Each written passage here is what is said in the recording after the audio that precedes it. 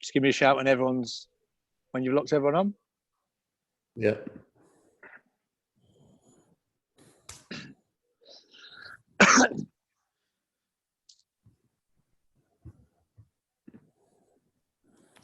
Ready to start when you are, Jim? Yeah, is that everyone ready? Yeah. Need any house clear up? Right. Well, thanks for tuning in, everyone. Fantastic to have you all here on Football DNA with Thomas Gronnemark. Now, Thomas, we know best probably for being the specialist throwing coach at Liverpool FC at the moment. Since being part of the coaching team headed by Jurgen Klopp, he's won the Champions League, the World Club Cup Championship, and it's probably only now a formality before he wins the Premiership as well, losing only once on the way to the title. So, an amazing 18 months, Thomas. Congratulations on all that. And like I said, thanks everyone for joining. And thanks for you joining as well. Pretty good decision to join Liverpool. Yeah, why not? Why not? It's gone quite well, you would say. Yeah, with 2 defeats in 2 seasons in the Premier League and Champions League title, and a little bit of everything. It's been like an adventure for me. Of course, not only as a person but also as a throwing coach. So I'm totally happy. Fantastic. Well, if we go through a few questions we've got for you, everyone can see them on the screen. I'll ask them, and then you feel free to answer how you like. And what we'll do at the end, if anyone's got any questions, if you want to write them all down during it, or we'll try and answer anything you ask during it. But if you can keep it to the end, and then we'll go from there. It'll keep it nice and tidy, and we can listen to Thomas's story and his thoughts on the throw-ins, especially. It'll be great. Stewie, got the question? Yeah. Can you see that, Jimmy? No, it's got the. While it's on that, if I can mention Thomas's new homepage, so you can learn a lot about the throw-ins, etc. If you want to look at it in more detail, he's got a great new homepage there on thomasgronnemark.com. So if you want to go on that as well and learn on the back of this webinar as well, if you like what you hear on this as well, that's going to be fantastic. You can follow him on Twitter at Thomas Throwin, Instagram Thomas Gronnemark. And you can see it all there. That's great. And like I say, if you have any questions that you want to ask after this that we could possibly pass on to Thomas, or you want to ask us, go info@footballdna.co.uk. That's great. Can you see that title page, Jimmy? I see the webinar Wednesday. No questions just yet. Okay, ready? Yep. Okay, Thomas, so start you off. Obviously, you see that, but if I say it for anyone that can't see it as well. So, known for Liverpool FC at the moment. Do you work solely for Liverpool, and what is your exact role?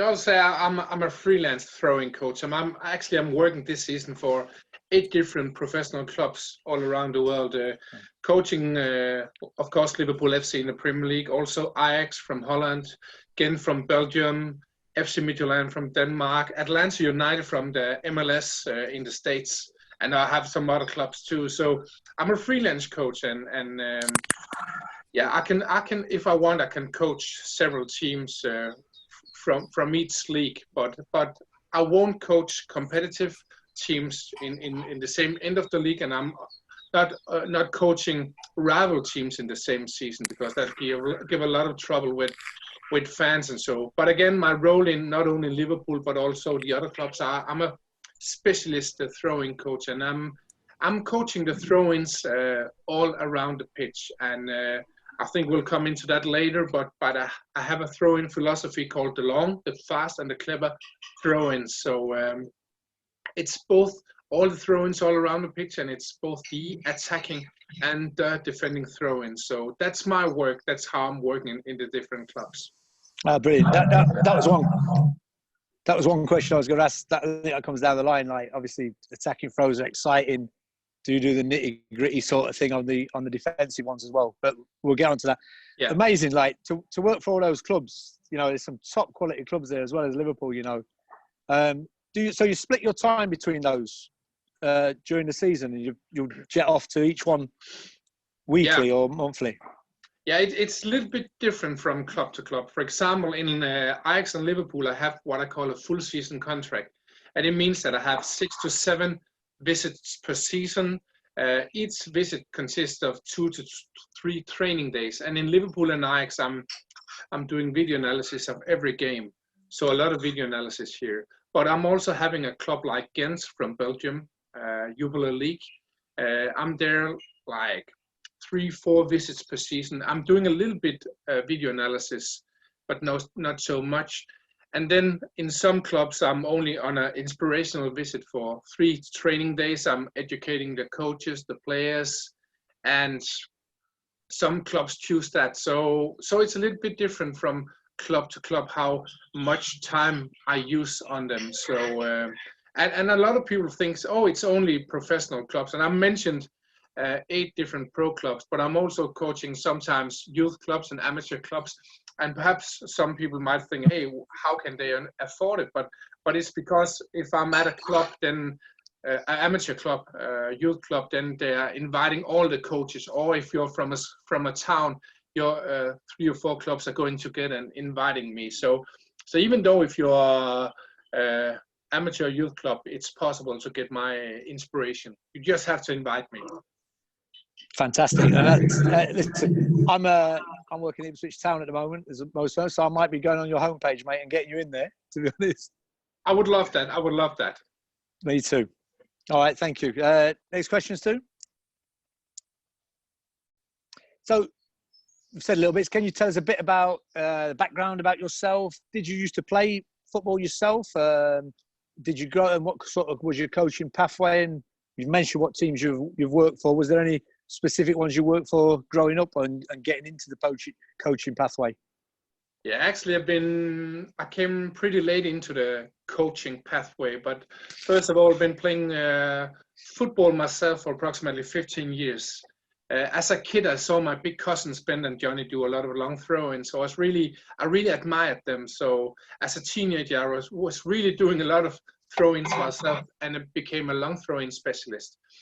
I came up to the best U19 league in Denmark. I also played against good players like, for example, Thomas Graversen, who later played for Celtic and Real Madrid.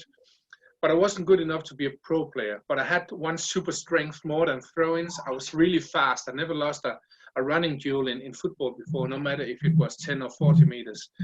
So in the mid-90s, I went to athletics, and already the first year I was training, I was on the Danish national team in athletics, running 100, 200, 400 meters, also relays. And after 6 years I was doing athletics, I was on the national team, winning several Danish championships. Also, the best result was together with my teammates from Aarhus 1900 Athletics Club.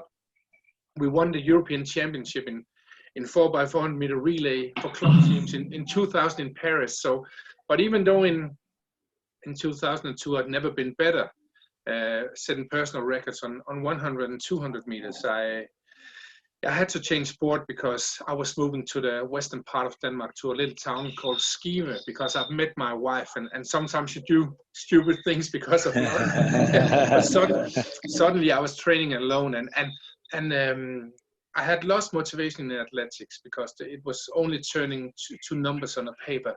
So I had to change sport. I missed the team thing from football. So I changed in 2002 sport to bobsleigh. I went on the Danish national bobsleigh team. And we were traveling all around the world, Europe, Canada, the States, and bobsleigh is a crazy sport. You're driving approximately 130 to 150 kilometers per hour. So of course it's a wild sport, but fantastic to be on the bobsleigh team. And it was in the middle of that bobsleigh period in 2004 where I thought, hey, if I can make a good throw in myself, can't I teach other players to do it? So I went down to my local library in Denmark, in Skive here, my hometown, after a bobsleigh trip. And I searched after that book about throw-ins, but there were no books at all. So yeah, I searched on the internet too, but nothing serious. So I made my own throwing course. I used approximately 6 months to do a throwing course, analyzing myself with video. And in the fall 2004, I had a throwing course. But to be honest, I didn't really know if it would work because I only, researched myself. So I had to find a team, and I could have been starting with a youth or amateur team. That would be, of course, really good. But I had the courage to ask a local Superliga team from Denmark, Viborg. They said yes, and they improved the throw-ins a lot.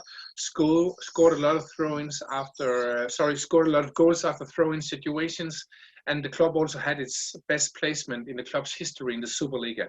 So all in all, it was a big success. The year after 2005-06 season, I came to an even bigger club in Denmark, FC Midtjylland. So since the fall 2004, been a professional throwing coach. I've been coaching a lot of pro clubs.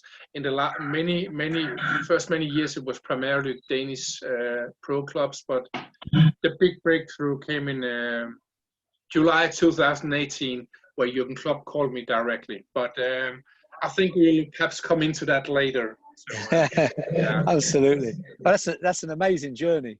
It's an incredible journey. So well done on that, and going forward on that is brilliant. Stuart, next question.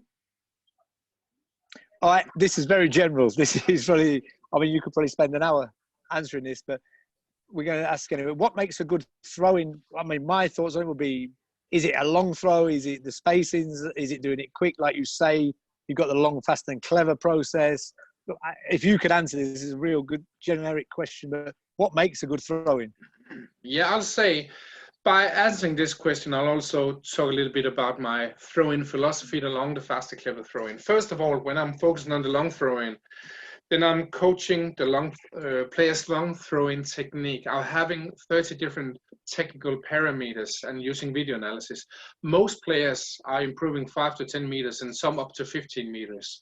So, of course, you can use that as a player to have a longer throw-in. In a few teams, not many, but in a few teams, you can really use that as a set-piece weapon because you have big and tall players. But I'm coaching the long throw-in in every team and club I'm coaching. Also Liverpool and Ajax, and they're not doing any long throw-ins at all towards the opponent's goal. So why do that on these teams? It's because the longer throw-in you have, the greater throw-in area you'll have also. So it means that you can throw to more teammates, but it also means that it's harder to put you under pressure. So no matter what playing style you have, it's really important that your players are throwing as far as possible. And a good example here is Andy Robertson from Liverpool, Robo. He started out with approximately 19 meters. That's very short for a male football player. And at that time, before I came to the club, it's really easy for the opponents to put Liverpool under pressure when they had a throw in at the left fullback. He improved to 27 meters. So even though he'll never be as good as, for example, Joe Gomez, who can throw 10 meters longer, Andy Robertson improved his throwing area with more than 500 square meters. So no matter what football club you have, the football side, it's really important that your fullbacks can throw as long as possible, and also your wingers. So first answer to a question, a good throw-in can be to throw as far as possible, depending on your position on the pitch. My second part of the answer is also my second part of my throw-in philosophy, the fast throw-in. It's really good to mark the opponents fast when they have a throw-in. So, of course, it's a lot about having the right communication, body language, doing different kind of pressure too. And sometimes we pressure 100%, sometimes you can pressure 80%, sometimes you can pressure when the opponents are showing a weakness in their throw-in. You can mark zonal, you can mark man-man, you can mark sandwich, you can mark flexible sandwich, and so you can do a lot of different ways. I'm learning to play as that, so that's one way of being a good, in this occasion here, throw-in defender. When we go into our own throw-in, they're going to say fast throw-ins. That's also about throwing the ball fast. Some might think that, oh, do you have to throw the ball fast every time? No, sometimes it's really stupid to throw the ball fast if you're throwing the ball into a pressure zone. So I'm learning the players with drills when to throw fast, but also when to have patience and wait. And then the last thing about the fast throw-in philosophy is counter-attack throw-ins. You can't be offside on a throw-in. So not every time, but sometimes you can really use fast throw-ins to use the back room. But it's not just to throw it fast in the back room. You also have to have the best running patterns, and the strikers, offensive players have to really run in the right directions. And so my second answer to a question is that good football players are also the ones who can take advantage of the fast throwing. Then my last question, also my third part of my throwing philosophy, is the clever throw-ins. Good football players are players who are, with the throw-ins, are players who are able to not only see space being created, but also create the space between the teammates. So at the clever throw-in, I'm working with 3 different zones on the pitch, like the first one is at our own penalty area, second one in the middle, third one attacking ends or final third.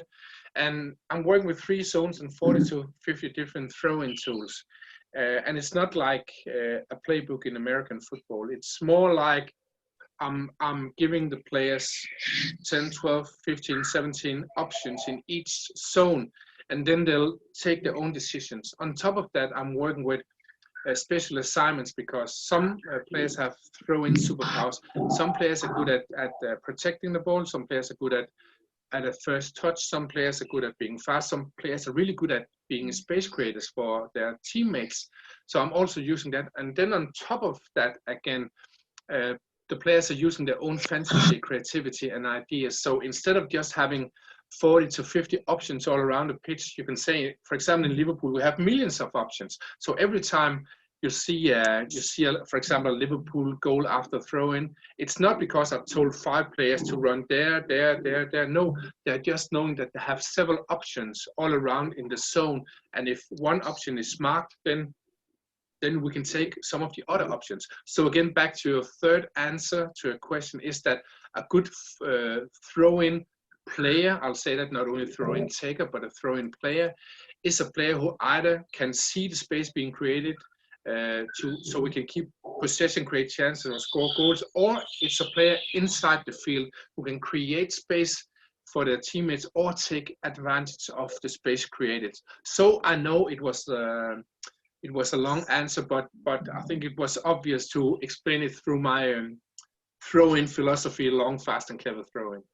No, that's absolutely perfect, to be honest. I mean, I've got so many questions running through my mind to ask you on that, but I don't want to get ahead because I know we've got more coming anyway. So yeah. I'm stopping myself from butting in and saying that, but it's amazing to hear you talk about not just the throw-in taker, you're also working on the other players, and do you look to play to the strengths as well of the, so if you've got, let's say, Salah's an amazing runner, and you go long, fast, and clever, you would throw it down the line for Salah to run onto or Mane to run onto. Do you do that towards your players as well? Tailor it around those? Yeah, we do that because it's really important to use the individual strength of the players. Of course, the players have to be able to do a little bit of everything. Of course, they have to do that. And all players can, in professional football, have a pretty good first touch. But it's a little bit like in basketball, because I'm also using a lot of basketball myself, been playing a lot of basketball myself. In basketball, when you have a throw in there, you won't throw it to the 2.20 m center. No, because he has gigantic hands. Sometimes he'll drop the ball. No, you throw it to the guard and create space for him. And it's a little bit the same in football. Why not choose the guy who has fantastic first touch, like for the first person? So I'm not saying that we're doing that every time in Liverpool, but we just have to be aware of the different strengths. If you want to create space for a guy who has to protect the ball, then you're not choosing the guy who weighs 60 kilos. No, you choose the guy who's either big and strong, or he could also be short but also have strong muscles. So of course we look into that, but again, I'll say it's a big strategy where we're starting with the basic things, then putting on tools and knowledge. So in general, you can say, to recap your question, is that a good throw or throw-in receiver is a guy with high throwing intelligence. So that's what I'm coaching to recap it all. Brilliant. That's a great answer. Thank you. Let's do it. Next question. I told you I was going to get ahead of myself.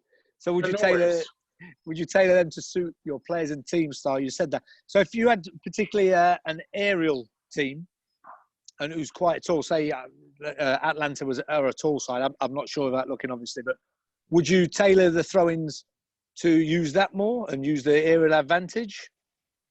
Yeah, I'll say, first of all, most of my teams, they are having a normal playing style, and most teams are not using a lot of long throw-ins towards the opponent's goal. It's only the teams who are really like big, strong, really physical, and of course the training there is different than in my other clubs. But I'll say like 80-90% of all clubs I'm coaching, they're a little bit like Liverpool and Ajax and Ghent, and that they're mostly focusing on the fast and clever throw-ins. Of course, I'm still coaching the long one, but I'm really focusing on fitting my coaching into the playing style of the team. So even if you compare Ajax and Liverpool, it's 70-80% the same training for me. And then it's the last 20-30% where I'm really fitting it into the club's playing style. And how do I do that? First of all, as I mentioned before, I'm fitting it into the players, individual players. But I'm also talking a lot with the coaches, assistant coaches, managers, the players, and that's also one way to fit it in. So it's not like I'm coming to a club and saying, yeah, you know, you have to do exactly like me, like put them in like a square. And of course, I'm doing a lot of video analysis, and so that's also one of the ways I can fit my coaching into the club's playing style. Of course, I'm doing video analysis, sending to the managers, assistant coaches, but I'm also doing talks for the team. Sometimes a big 45-minute talk, but it could also be just a 10-minute talk with 5 situations where I'm highlighting something.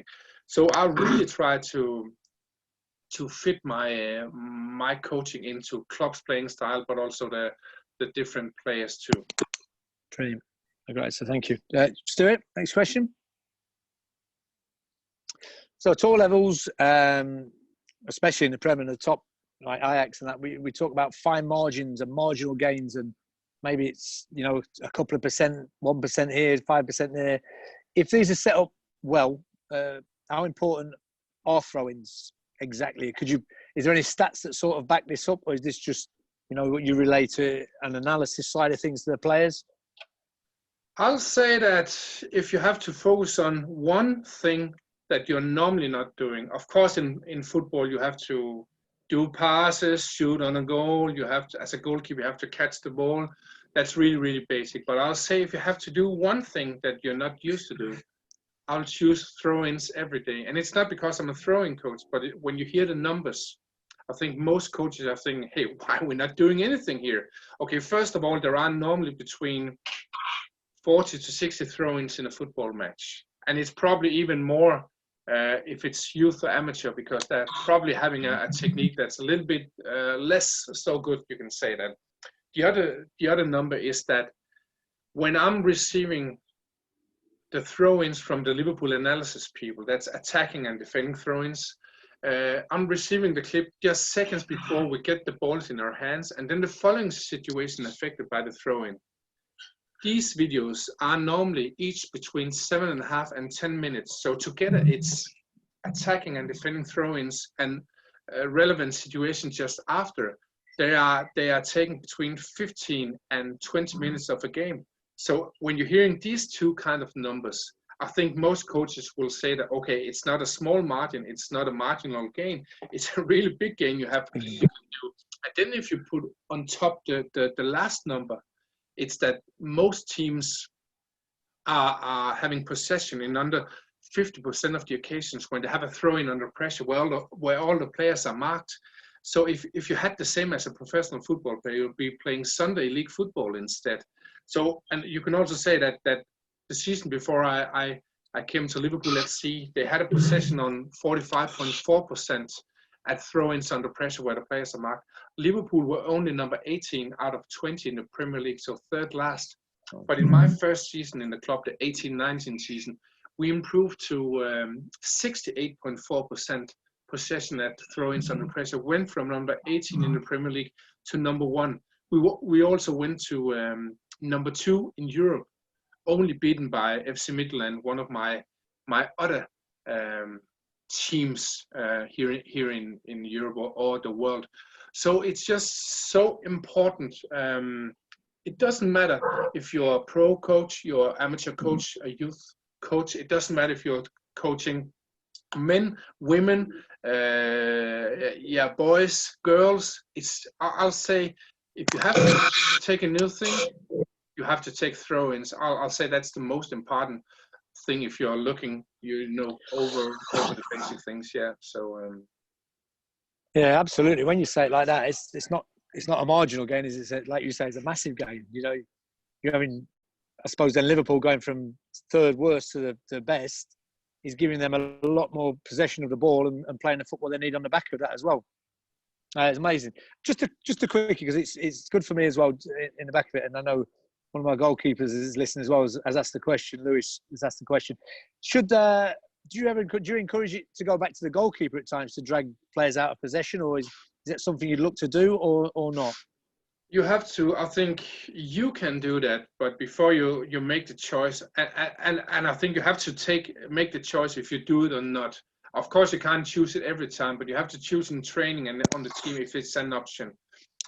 If you want to use it as an option, first of all, I'll say you have to have a goalkeeper that's okay with the feet. I don't say he has to be the world best with the feet, but it doesn't matter that you are creating space for your goalkeeper. Then he gets the ball in, and it's like a total nightmare. So the first thing is that your goalkeeper has to be okay with the ball. Then the second thing is that if you're only planning one step ahead, and you're only throwing to a goalkeeper, and then he just shoots it down the pitch, full power without any strategy, then it's a bad thing, because then you might as well just make a central defender fall down with a specific kind of movement. Then he can just shoot it down the pitch. So you have to have a greater plan with it. So yes, you can use the goalkeeper if it's good enough with his feet, and you have a greater plan. Then it can be really good, because it's pretty easy to create space for your goalkeeper if you know how to do it. Fantastic. And I suppose using Alisson as well would help as well, if you've got a goalkeeper with the ability with the feet. I'll just give you a little story here. It won't take long. It's not about throw-ins. But last season in the training camp in Marbella, just before my training, I was looking at Alisson. He was standing on the sideline doing passing drills, and one of the other goalkeepers was standing on the other sideline, so that's 70 meters. I was standing 5 meters behind him, seeing his 70-meter long passes with curls went every time directly to the other goalkeepers, to the feet. So, Ali, he just has, amazing playing skills with his feet. So, of course, if you have a guy like him, you have another option there. Yeah, absolutely. What a player. Brilliant. Thank you. All right, let's do it. Next question. So since joining Liverpool, we know how well it's gone. How's it been working with Jurgen Klopp? How does he compare to other managers you've worked with as well? I'll say that I'm not really, I won't compare him to other managers, because no matter who I'm talking about, I always try to find out the positive, but I can give a lot of positives about Jurgen Klopp. First of all, he's of course a world-class coach, manager. He's a very kind man. He's very, he knows what to do to create a world-class team. One of his big strengths, I think, is he's really good at not only creating relations between him and other people, players, staff, and so. But he's also really good at letting other people create relations with each other. So that's one of his really big strengths. I also think that he makes the perfect balance in Liverpool training between being 100% serious, working full power, working hard, and then the balance between having a good time and having a laugh. And it's a really big, hard balance to create, because on one hand, if you're having too much fun, then you're not working enough, too serious. And if you're being too serious, it's often too stiff, and people are afraid of making mistakes. So I think Jurgen Klopp has this really perfect balance in training. And then I'll also say that, and there's not a lot of people who sees that or hears that, but he's not only a kind man, Jurgen Klopp, he's also a really good listener.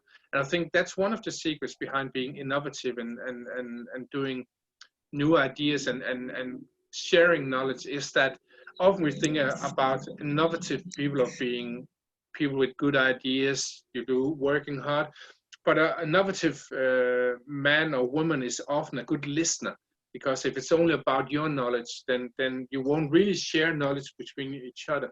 So when I came to Liverpool FC, Jurgen Klopp could have been saying, we've done a lot with throw-ins in Liverpool. It didn't work, but if you do approximately like we did or I did with the team, then it would be good. No, just listen to me and said, I'm 100% sure you can help us. So give it all you can. Give us all your knowledge. So I can just talk for hours about Jurgen Klopp's fantastic strengths and good personality and so. But there are so many things about Jurgen Klopp who's fantastic. So, but you know, I enjoy working with all managers, coaches, because no matter who I meet in life, I can find fantastic things about people. So I enjoy working in the big clubs, not only Liverpool. So yeah, it's fantastic. Great, brilliant answer. Thank you, Stuart. So we touched on this before. So you focus on attacking and defending throw-ins. We've already said that. What would you class sort of as the most important? Would it be focus on the defending or focus on the attacking? I'll say they're equally important. Because if the opponents are keeping the ball, they can keep control, create chances, score goals. And the opposite is for us. If we keep the ball after throwing under pressure, we can keep control, keep possession, create chances, and score goals. In this season, we scored 13 goals after throwing situations in Liverpool, and we're not finished with this season yet. 3 of these 13 goals were scored after we took the ball from the opponents when they had a throw-in. So defending is really important. So it's not only to defend, it's also how you defend, how fast you defend, your communication, what kind of pressure you are putting on. If you're marking zonal, man-man, sandwich, flexible sandwich. I have a lot of things I'm teaching the players in the training. So they're both attacking, defending, throw-ins are important. But if you ask me what I use most time on, of course, if I'm having a 5 versus 5 in training with one thrower, of course, then the team who has the ball are doing like attacking things. They're of course doing some of my tools or using their own imagination and fantasy, and the other team is defending.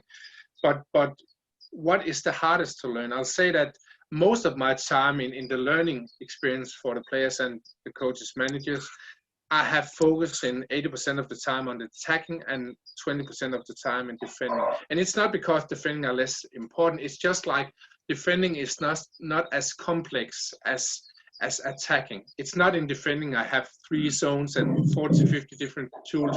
No, it's more other kinds of focus and fewer tools and focus points. So I'll say that it's all throw-ins on the pitch are very important.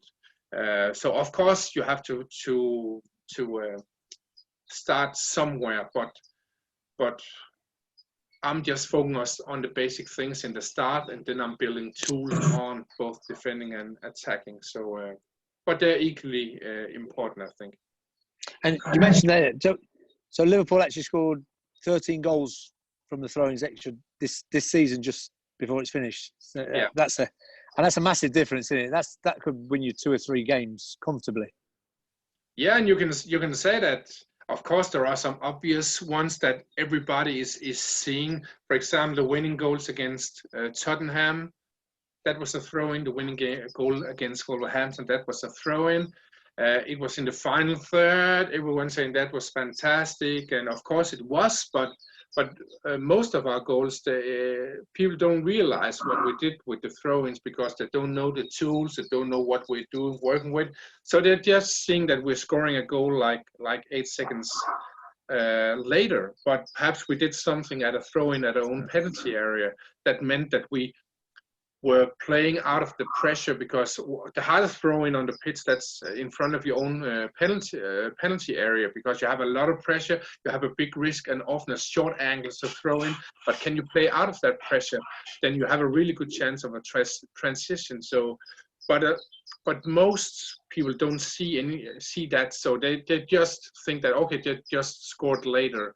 But of course, I'm not saying that everything was because of my throwing coaching, because the players also have to to pass the ball, they also have to move, they also have to, but my throwing coaching it's integrated in normal football training. Of course, I'm doing the throwing coaching when I'm, for example, in Liverpool, but it's also, it's the players who are taking the decisions and taking the smart choices after my training and tools and so.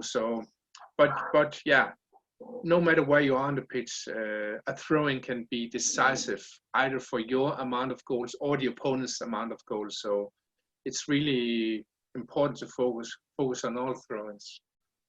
Brilliant. Stuart, next question.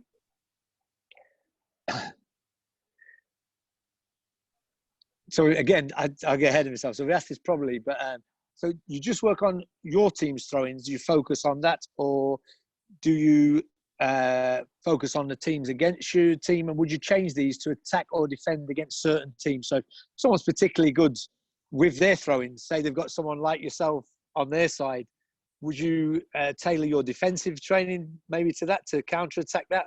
Or if someone's weak defensively, would you do something to exploit that from the analyst side or from watching the games? I'll say in Liverpool, we've been so much better than the opponents, at least the last couple of years, with the throw-ins. Normally, we're beating the opponents with 20, 30, 40% in throw-ins under pressure in most games. Of course, we have some extreme cases too. For example, the first Premier League game this season against Tottenham, we had 9 out of 9 throw-ins under pressure, so 100% possession. That's only happened like 4 times or so in the 2 seasons. Normally we have between 65 and 85 or so % possession, but Tottenham had only 25% possession, so that was 4 out of 16 throw-ins under pressure.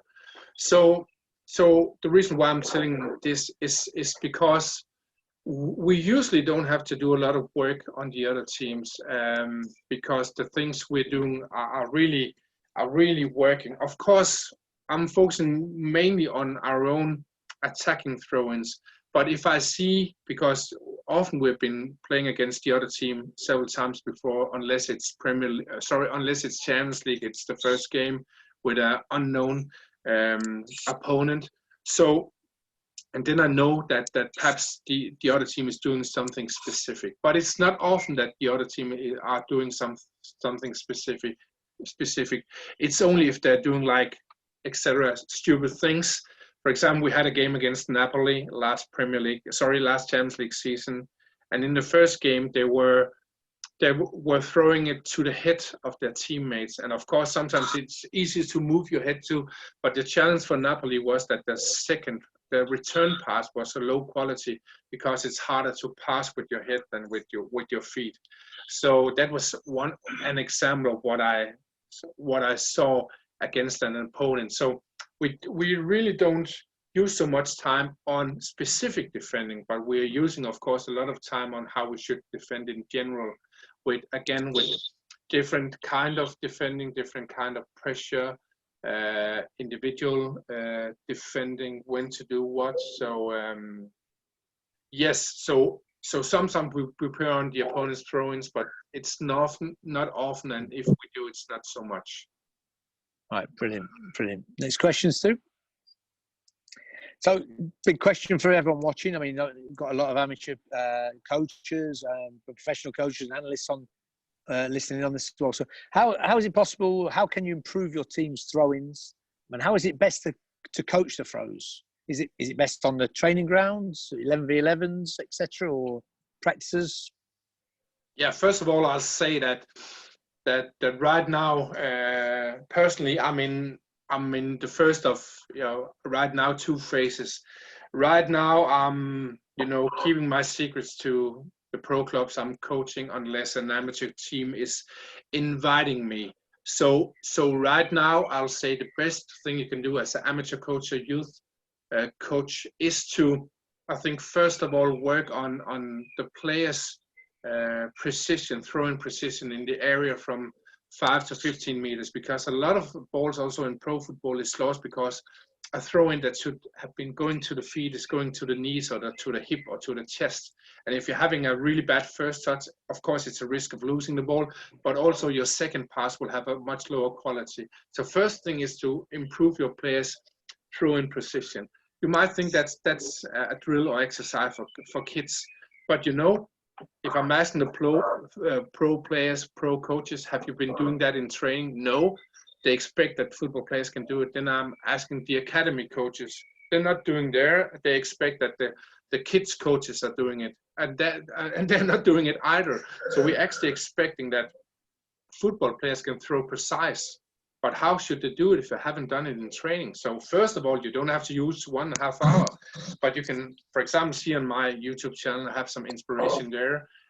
With precision exercise, I'll be giving some free ones on my homepage in the future too, but that's the start. I'll also start with as an amateur youth coach. I'll also start with try to make your players create space by moving. Often at a throw-in, the players are either standing still or only moving 1 or 2 meters. If you're only moving 1 or 2 meters, first of all, you're not creating space for yourself. But the most important thing is that you're not dragging the opponent so you can create space for your teammates. So try to make your players move 10, 12, 15, 20 meters, and then try to let the thrower see the free space.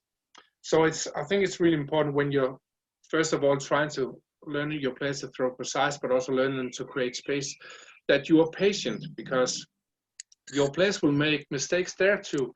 But I'll much rather see a player make mistake while his team is trying to create space and find that space, instead of just throwing the ball down the line. That's the worst thing you can do without any strategy, is to throw the ball down the line. So in my phase one, I'll recommend that the coaches are focused on short, middle distance throwing position to the feet, but also space creating. In my second phase, and that's when I'm publishing my book about throw-ins, and I don't know when I'll publish, that'll be much easier for coaches to get my knowledge. And when you're having my knowledge, when I'm, for example, talking about how is the specific tools, what kind of drills can you do with your players, then it's much easier to understand. And so that's my best recommendation. Start with precision, space creation yourself with your team, and then wait for my book to be published, and also my online courses. And so then you can put it directly to the pitch. And again, to the coaches, to the amateur youth coaches, I know that you're not training 8 times per week like the pros, but you can do a lot with only like 15 or 20 minutes work in training. And you don't have to do specific throwing coaching where you only throwing. Most of my work, that's with big groups or bigger groups. And I'm also involving passes, shooting on goals. And so to give some examples, it could be in Liverpool, I'm doing a 4 versus 4. And then I have a thrower, or I have a secret thrower. And then after 20 minutes, I shift the teams. Then it's 9 new players, so that's 18 players in all. It could also play on 2 big goals, and then have an interval game, 5 versus 5 on a narrow pitch, so we have a lot of throw-ins. Then we're playing 2 minutes, and after that we are taking 2 new teams. So in all, that's 22 players. You can do a lot with many players at one time. The reason why we want a narrow pitch is if you're playing 2 minutes on a normal 5 versus 5 interval pitch, you'll have perhaps 0, 1 or 2 throw-ins. But in my experience, when you're doing with a narrow pitch, you are having 5, 6, 7 throw-ins instead. And if you want to improve your throw-ins, you have to have a lot of situations. Sometimes I'm also coaching 11 versus 11. Then we're doing, for example, a normal match intensity, then having 5 throw-ins in each zone, so 15 throw-ins in all. And then we're playing the situation out by trying to score or counter-attack if the other team is taking the throw-in. So first of all, you don't have to use many minutes, and you can also do it integrated in normal training. It's not like normal set piece training on a Friday before a match Saturday, where you have to wait 5 minutes before each corner. You have to rehearse. So again, I'll say, no matter if you're a youth or amateur coach, it's possible. But of course, it's easier when I'm publishing my book. I'll guarantee I'll give 100% knowledge the people who are buying the book. So yeah, no, that's amazing. I look forward to reading that and seeing that and looking through your online stuff, and hopefully we can do a little bit with you with Football DNA on this as well. We've got some great drills on there to get you on there to do some stuff like that on there to, to show you your skills off on a book off would be amazing. Yep. So I look forward to doing that. That'd be great. All right, next question, Stu. Brilliant. All right, so we're good. So we're ready now for any questions. I've got a load, but I don't want to be greedy. If anyone wants to ask any, I'm more than happy to do. Thomas, do you want to go? Yeah, I'll just say before you're making your questions here. I'm of course I have some secrets I can't reveal at the moment, but I'll answer everything. So no matter what kind of questions you have, also crazy questions, funny questions, I'll try to answer them, because so one of you might sit with a question where you think, hey, is that a stupid question? But hey, of course, perhaps you're asking me something that can give really big value to all the others here listening. So yeah, just go with the questions. All right, brilliant. All right, well, I'm going to start, because here's a good one from Tristan Cropley. So I know what he's saying here. I think so. How do you make throw-ins sexy? My question was very similar to that, but I would have worded it. How do you get the players to buy into this and make? Because I know it's like when you take them out on the training pitch, sometimes it's just throw-ins. We'll get on with it. But how do you get them to buy into it, and how do you make them sexy? Yeah, first of all, I'll say it's really important, not only with throwing coaching, but in football training in general, but also in life in general, that you have to make the players motivated, give them the why. So what I started with in the first training session in Liverpool was to say to the players, normally there are 40 to 60 throw-ins in a game. We're using approximately 15 to 20 minutes on throw-in situations in a match. Most teams have possession under 50% of the circumstances when or occasions when have a throw-in under pressure. If you had the same percentage with your feet, you'll play Sunday League football. So that's just some data and numbers that can show the importance of the of throw-ins in general.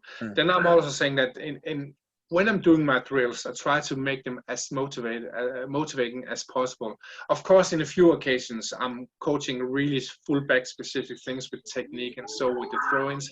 But most of the times, my drills, there are also passes, scoring goals, integrated, tackling, defending, if we have goalkeepers on sometimes, and also using small goals on the pitch, either with normal small goals or with cones. So I think like everything else, you have to make on one hand, I have to make sure that the players are learning what I want to teach them, but on the other hand, they also have to feel that it's a good training. So I'm doing everything I can to do that in every session I have. So that's the way I try to motivate players. Yeah, brilliant. And I find it amazing, and in all my time in the game, and even with with Football DNA and the drills we do, it's amazing that players actually, when you think about it, when you was coming on, I was thinking, never learned to throw a ball. It's just expected. And then when you can't throw it, you go, why can't you do that? And yeah. So to be able to teach him that is so right, especially when you talk about the numbers and the figures and the stats you're saying, the amount you can get hold of the ball is an incredible amount, really. Yeah, it's really important, and I also think that if you're working with throw-ins, you're also releasing energy for working with many other things. I can't even count of all the stories I heard about fullbacks who are really bad at the throw-ins because he or she was really unprecise, or he or she was really, bad with the throw-ins. And you can imagine the self-confidence of a player who almost every time takes bad throw-ins. I talked with a lot of fullbacks who said, when I played, I was afraid of taking throw-ins.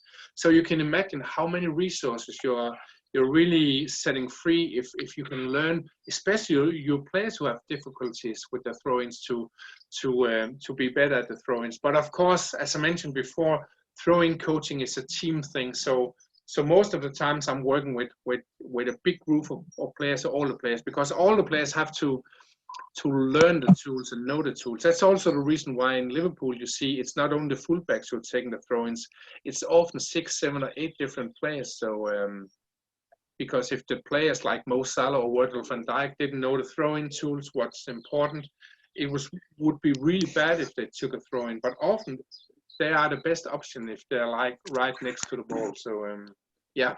Yeah, absolutely. And just one more from it. So, does Jurgen Klopp, does he do the work with you, or does he just give you a free rein on the training field and say, right, set these up, go for it? I'll say most of the time, I'm getting the resources to just do what I want to do.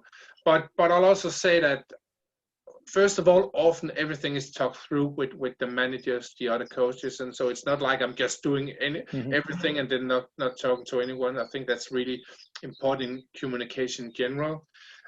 Sometimes I've actually tried that both Jurgen Klopp and also Pep Lenders was in the the drills themselves, because we missed the man, like to get it all. Brilliant. So they're really, I think, not only in Liverpool but in general, I think I try to include the other coaches too. Sometimes, of course, sometimes I can have 9 players and then another coach is having 9 players in the other part of the pitch. Then it's of course a challenge, but in general, the managers and assistant coaches are involved, and most of the time Jurgen Klopp is looking at my coaching. So I think that's important too, because you also have to remember, even though I'm in Liverpool 6 to 7 weeks per season, I've been there the last 2 seasons, they also have to do some work when I'm not there.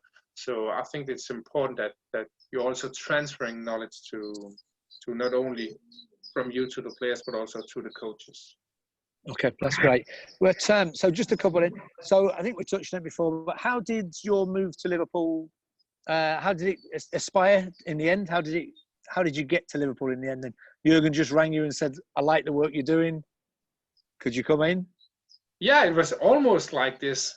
To give you the whole story, I had a guy from SV Midtjylland, Andreas Paulsen, who improved his throwing with almost 14 meters just with technical training. He was sold to Borussia Mönchengladbach in June 2018. I was proud of that, so I made a tweet. There was a fan media from Borussia Mönchengladbach in the Bundesliga who saw that, made an article with me after talking with me. After that, there was a journalist from the Bild newspaper who heard that, and he wanted to make an interview with me. So suddenly I was in the Bild newspaper in Germany, and it has millions of readers every day. So, and Jurgen Klopp read that article, and it meant that in early July 2018, he called me directly. I was actually driving in my car together with my family. So, but he's been phoning me before, and I listened to the voicemail. It was Jurgen Klopp, who were just on a summer trip. I tried to call him, but he didn't answer. So when I was in the car, he rang me up, and my wife picked the phone up and she said, "It's Jurgen." And then I just drove my car directly to the right. So Jurgen Klopp said to me, we had a fantastic season in the 17-18 season with a 4th place in the Premier League and Champions League final, but we lost the ball almost every time when we had a throw-in. I tried to do something, he said, but it didn't work. So he invited me to Melwood the week after Liverpool's training ground. It should only have been a meeting in the first place, but Jurgen Klopp was so convinced that already the day after they had the chance to coach 21 players from the Premier League team. All the players weren't injured or at vacation after the World Cup. And already a few days after, I signed a contract with Liverpool FC. So the last 2 seasons I've been working with Liverpool FC. It's been like an adventure. It's a dream come true for me. And of course, especially with these 2 seasons we've been winning the Champions League, the World Champions League for club teams. And I'll also say that this season it looks okay too, so in the Premier League. So let's see what's happening here. But I'm just, first of all, really happy, proud for the support, not only from my family. That's perhaps, I think, the most important in my throwing coaching career. But I'm also happy for the support. Every day there are people writing to me on LinkedIn, Twitter, on my mail to thank me for the influence on the throw-ins. It's all over the world. So, but I think I'm also really happy that Jurgen Klopp chose to call me early July 2018, because it's been my big breakthrough. So I'll my whole life I'll be really grateful for. He's called to me. So yeah. Yeah, that's amazing. Well, it certainly worked well for both as well, didn't it? So, if I ask you one, so is it more of a, and obviously you're going to do the online stuff and the book and that, but is it more a power thing or is it technique? Is there any basic training you can do to get the power on that, or is it a more technique thing that you can only really teach by yourself? Yeah, I'll say that if you have to really improve, like my players have been doing, I think you have to have the knowledge with the 30 different technical parameters, video analysis. Of course, you can do something yourself, but I also say it can be dangerous to do something yourself, because if you're doing it with the wrong technique, you're in risk of getting injured or even throwing shorter. But just to explain shortly what I'm focusing on, I'll say to put 30 different technical aspects down in 3 things. First of all, I'm taking my little man here, throw-in man. First of all, I'm working with the run-in. What you see often, when a player makes a run-in at a throw-in, often you see a player coming to the line, then he makes a jump or she makes a jump, coming down again and then throws. If you're jumping too much, you're really like having efficient energy in the forward direction. So of course you can do a lot of different things with the running, with different speed, different size of steps and so on, and how you approach the line. So that's the first general focus point. Then there is the second thing. When you're coming to a line, you want to have a good power position. The way you create a power position is that the power goes from the last foot all the way up to your body, and then to your arms that's holding the ball. And so you can do a lot of different things with distance between the feet, with your hip, with your chest, with the grip, with a lot of different things. If I have to say what's most important in the physical side, that's that if it's strength or flexibility, I'll always every day choose flexibility, because you can say one of the main things about the good long throwers is that they are able to take their upper arms far behind the head. If you can take your upper arm or your upper arms far behind your head, you have a longer workway, and the longer workway you have, the longer you can throw. As some people might think that, okay, if you're really strong, it's good. No, often it's really bad to be really strong and have big muscles, because a lot of players I've been seeing with big muscles, they're really unflexible. They might only be able to take their hands like just up to their head, and it means to have a short workway. So even though they perhaps can bench press 300 pounds, then they're not flexible enough. So every day I'll choose flexibility. And then the third part of my focus, technical focus on the long throw-in, that's to transfer energy over the line. Because if you're transferring energy over the line, you can also create not only a longer throw-in, but also a flat and fast throw-in. That's really important when you want to score on a long throw-in. But again, I'll say I've seen a lot of people try to take the energy over the line, and if you're doing it the wrong way, then you are instead losing your power. So of course, all these 30 different aspects put into these 3 focus points are done with my 16 years of knowledge around the long throw-in. So it's really, as I mentioned before, most players are improving between 5 and 10 meters, some up to 15 meters. So, but again, I'll of course tell more about that later in the book and my online courses. So, but again, I'll say 95% of my focus in the clubs, at least, that's on the fast and clever throw-ins. All right, that's brilliant, mate. Thank you. So, our clubs, I mean, I guess they're open to working as a freelance coach. You work for Liverpool and Ajax, some of the biggest. Have any tried to tie you down with just them, so you don't give them the other clubs the headways and that? Yeah, you can. All clubs are entitled to tie me to one league as the only club. But I'll just say, of course, if they want to do that, they have to pay for it. It's not like, of course, let's say I've been a full-time throwing coach in Liverpool FC, then I would never think about coaching other teams. But I also have to say I'm a freelance throwing coach. If people want to, or clubs want to pay me for only coaching them in one league, they can do that. But most contracts, I don't have that in my contract. So, but I have two general rules myself. I'll never coach two competing teams in a league. So I'll never coach two teams in the top of the Premier League, for example. I have been saying no to a couple of teams in the top of the Premier League this season too, because that wouldn't be good. I'm also saying I'm never coaching two rival teams in a league, historical rivals. Let's say it could be Liverpool United the same season, that'll never be good.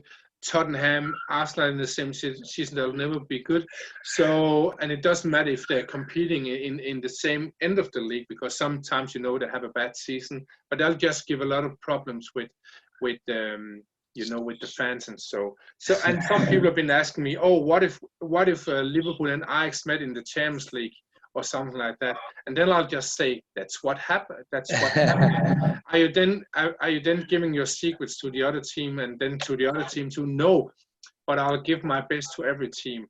That's the way it is. I've never tried before in international football, but I tried it a couple of times in Danish football, where I was coaching two Super League teams at the same time. And of course, it's a little bit, crazy for the brain, because then I think, hey, that's fantastic throw-in, attacking, oh, really bad throw-in, defending at the same time. So, but that's what's happening. So back to your question, of course, a club can tie me down to only them in the league, but they have to pay. So yeah. and so they should, Yeah. But it sounds like you've got a lot of integrity as well, so that's great.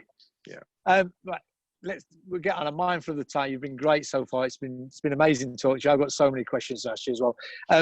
One that keeps going up is so a lot of coaches on the site have got a lot of football drills that they do. We've got a load on football DNA as well, but we haven't got so many, like I said, around the throw-ins and starting with the throw-in probably. So is there anything you could share on here? Or is it best to wait for your book and to get on your online things, or possibly down the line, hopefully we could do something together, would be amazing as well. Yeah, I think I'll wait for the book, because I could give you the first 100 drills now, and even if you're amateur or youth coach, you'll put it all in your training, even if you only have 15-20 minutes per week to do for throwing coaching. But at the moment, I just try to keep my secrets. I know if you're listening now, you're thinking, oh, why can't he? But that, at the moment, I'm the only one in the world with my knowledge. So if there had been like 100 throwing coaches, then I would give my drills now to come in front and say I'm the first one. But right now I'm waiting until I have published my book and courses and so. And then I will I'll give a lot of secrets and drills, and you can get insights on my coaching and how you can improve only for the price of a book. And where else can you get that in the world? So no, absolutely. Yeah. No, it's great. I look forward to reading that, definitely. All right, have you a most memorable throw-in? That was from Amy Baines. Who is there a throw-in that sticks out in your mind over your career? I'll just say that first of all, of course, when we are scoring in my teams, for example with Liverpool, winning goals like against Wolverhampton or Tottenham in the Premier League after throwing situations. Of course, it's fantastic to hear people are happy, and I'm also really happy for the players. But perhaps I think some of the best throw-ins are where the players have been taking my tools, my knowledge, basic knowledge around time, space, everything, different tools, and they've been doing something themselves where I can see they did something in training themselves because of my coaching. Then I'm really happy. It's not often that other people are seeing that. Of course, they're seeing that themselves, and the coach in Liverpool are seeing that. But then I'm really proud, because I really love when people can take my knowledge and put it into their own playing style or system or their own coaching. So that's the best throw-ins for me. Yeah, amazing. Well, it's been fantastic. Thank you so much, Thomas. Is there any more questions? I mean, we've got through most. We've still got quite a few left, but I'm mindful of the time. It's been great. It's been amazing chatting to you. I mean, I could pick your brains for hours on the Thursday, but obviously you're going to, if you've got any more questions, guys, and everyone listening, I hope you got a lot from that. I certainly did. like Thomas said, if you go on thomasgronnemark.com, that's his new online page. There's going to be lots of stuff on there. He's going to be bringing his book out. And like I said, I'm hopefully going to try and get him to do some stuff with Football DNA as well, to publicise that his book as well. And it'd be amazing to get him on. And hopefully, Thomas, I can work with you in the future. One last question from me. What does the future hold for you? Are you happy to keep doing what you're doing? How do you see you progressing? Yeah, first of all, I just want to continue to coach, the best teams in the world, or the pro teams. And for me, it's important. I just want to say that as long as I feel the passion from the teams and from people, it's not so important for me if it's Champions League winners or teams are playing in the second league or third league, or even amateur or youth teams who are inviting me, going together and financing that. So I want to continue to coach teams, but then I think the big like change will also be when I'm publishing my book. I want to travel all around the world and doing talks and sessions and conferences and day courses and so, because I think I can make a difference, not only for the teams, for the players, for the coaches, but I also think I can help football itself being more entertaining. Instead of seeing a lot of bad throw-ins, I want to see fantastic throw-ins. So a normal fan in front of the telly would see, hey, that was a fantastic space creation, or that move they made to create that space, or create that chance after throw-in. Also at a throw-in at the team's own penalty area. So that's my biggest dream, to travel all around the world with my knowledge. Brilliant. And do you know what? And the world will be a better place with that knowledge, Thomas. It's brilliant. Great insight. I mean, you can't see the comments and the questions, but great session so far. Probably the best one we've had. Great insights. Excellent session. Really good insight. Thank you to all involved. Thanks again for the webinar. So everyone's loved that. I hope you've really enjoyed it. I've certainly enjoyed it. Thomas, thank you for your time. I wish you every success for the future. It's going to be tough to carry on doing what you're doing with the success you've had in the last 18 months, but hopefully you can do that again in the next 2 years. Yeah. Thank you. You're welcome. Thank you very much. Thanks, everyone. Thanks for listening, everyone at DNA as well. Fantastic. Great stuff. Cheers. Cheers. All the best.